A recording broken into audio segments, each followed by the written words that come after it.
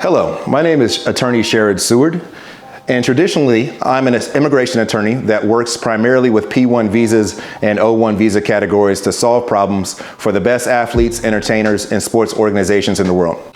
The most professional athlete that I know is actually Francis Ngannou. He is awesome.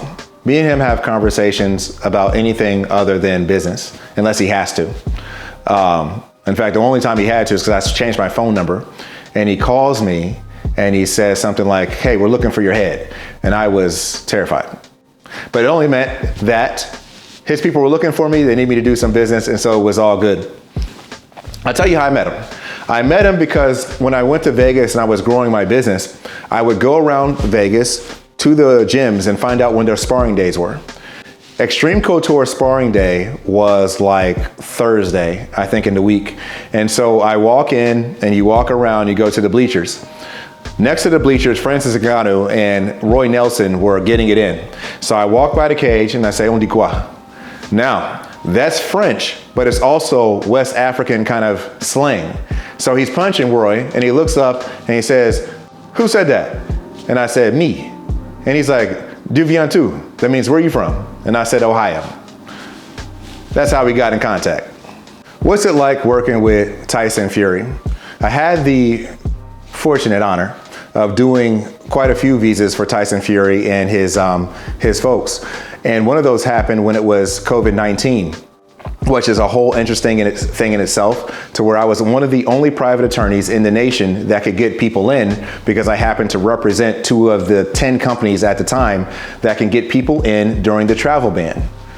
And one of those times I was invited to the Top Rank festivities, and where you have weigh-ins, where usually before the fight in boxing, at MMA, especially at the UFC, they do it the same day.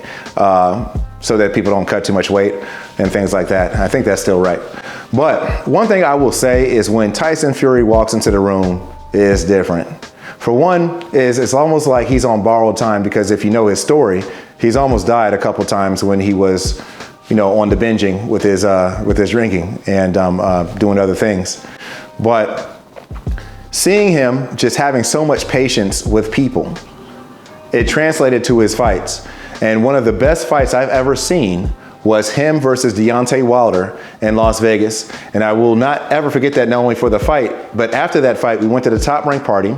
And then me and my lady at the time flew to Los Angeles. No sleep. Show up at a tailgate for the Browns, and the Browns lose. That's what I remember about that. So I actually found out that Francis Ngannou wanted to fight Tyson Fury for real much earlier than everybody else. It was years before it actually happened. We were at Caesar's Palace and I was having a meeting with him and his agent. Everything's going fine. I happen to speak French. He's speaking French. We're there. And mind you, I'm also at the time the attorney for Top Rank Boxing, which means my heavyweight champion in boxing that I get with is Tyson Fury. I think the guy is phenomenal.